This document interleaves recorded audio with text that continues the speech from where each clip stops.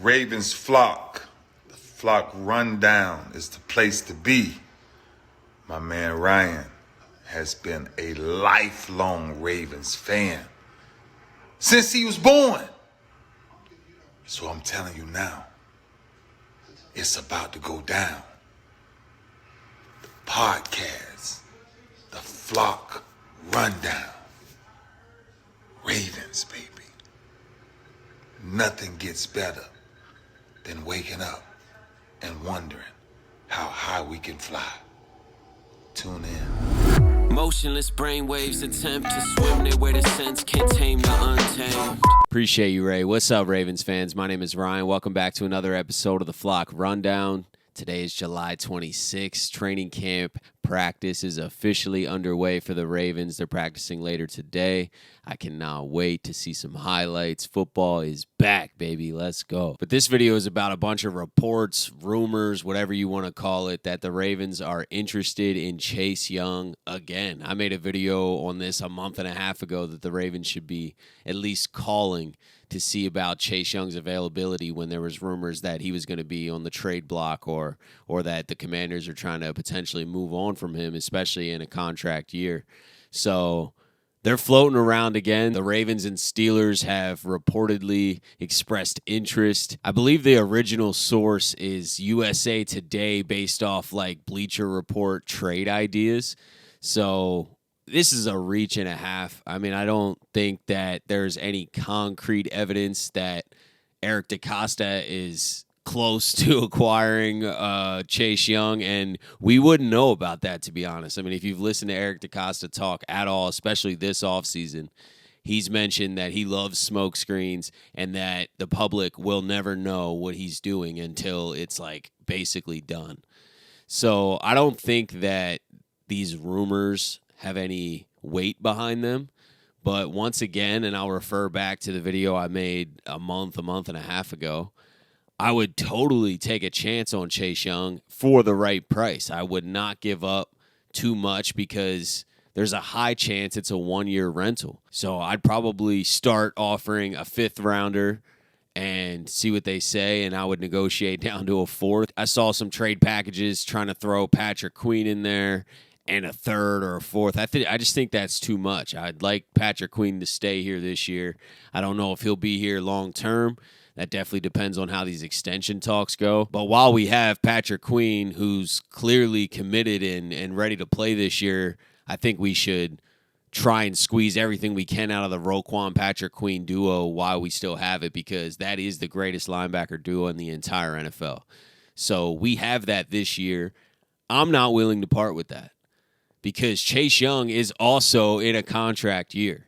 So just say we trade Patrick Queen and a third or fourth round pick, we get Chase Young and he has injury problems again, or he's not producing at a level that we expect him to, and then he just ends up leaving anyway. I'd rather at least have Queen this year, because I feel like we have a chance to win a Super Bowl this year. So I'm not willing to give up talent like that. I'm not willing to give up much talent on the roster at all for Chase Young. But I would acquire Chase Young for a fourth and maybe let's say like a sixth or something, a fourth and a seventh, whatever, you know what I mean? Whatever the negotiations take you. But I'd be willing to take a chance on Chase Young. He would add a ton of athleticism to our D-line. And his ceiling is ridiculously high. We know what a motivated, healthy Chase Young can do. So I'm not sure if he's going to stay healthy. I would imagine he'd be very motivated if he got traded to Baltimore. I think he'd be very inspired being in such a competitive, contending team with a lot of talent around him. It'd be hard to not be inspired and play his hardest. I just don't know if he'd stay healthy. It could really work out if he stays healthy, balls out this year. Yeah, he's a free agent, but we could probably get something done because we would then be losing Broderick Washington and or Justin Matabuke. They're also free agents. Patrick Queen's also a free agent.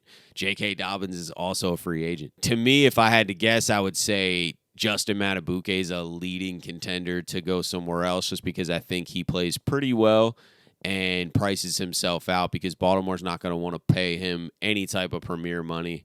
I could be wrong, but that's where I'm at. I think Justin Matabuke goes somewhere else. It'd be smarter for them financially to hit free agency. So I could see both of those guys pricing themselves out of Baltimore. And it's not that we don't want them. It's just that the value has to make sense. And I don't know if that's going to be the case. So I think we'll have some room to be able to sign a Chase Young. Or if we don't even trade for Chase Young, we'll have some money to sign a Patrick Queen or Justin Matabuke or J.K. Dobbins, whatever ends up happening.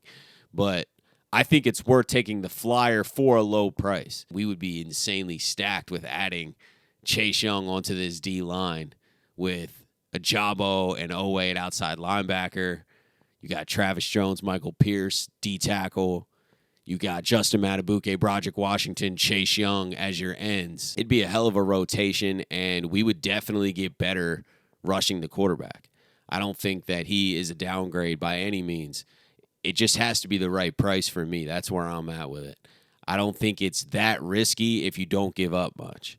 If you have to give up Patrick Queen in a third, yeah, that's just crazy. Like, that's too much. And then you're just substituting valuable players on defense. I don't want to lose any valuable players on defense this year. I want to keep what we have and spend low to get Chase Young. Now, would the Commanders do that? I don't know. If I'm the Commanders, I wouldn't do that.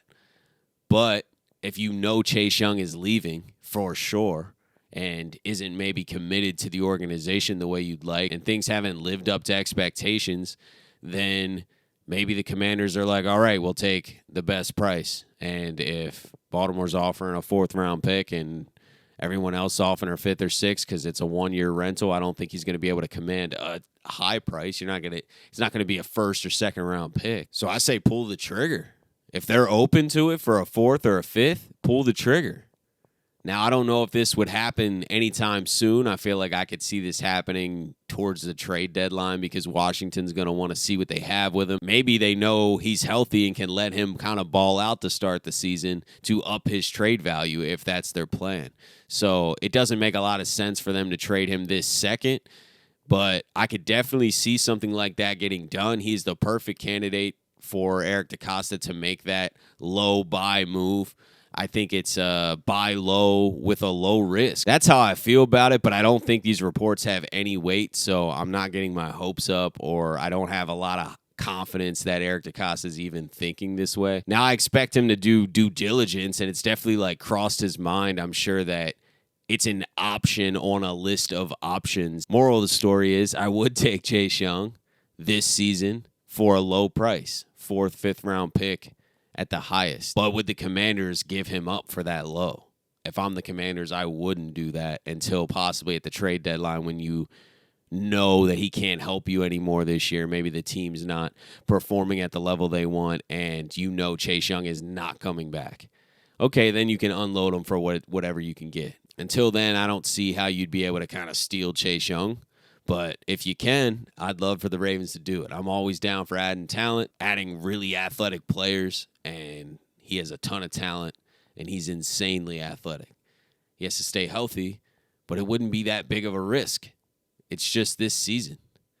If he's not healthy, if he doesn't perform well, if we don't feel he's going to be worth the contract that he's going to get, then you let him walk. But let me know what you guys think. Do you want Chase Young at all, and what would you give up for him? I'm sure most people want him, but what would be your offer to the Washington Commanders for Chase Young right now? What would you give up? What's the most you'd give up? But that's it for this one. I'm going to have a bunch of videos coming out this week, so just stay tuned into the channel. Turn those notifications on. Subscribe if you haven't. We're like 130 subscribers away from 1,000, so thank you guys so much. It's pretty sick. Thank you guys for tuning in to another episode of the Flock Rundown. Have a beautiful rest of your day, and I'll talk to you guys next time.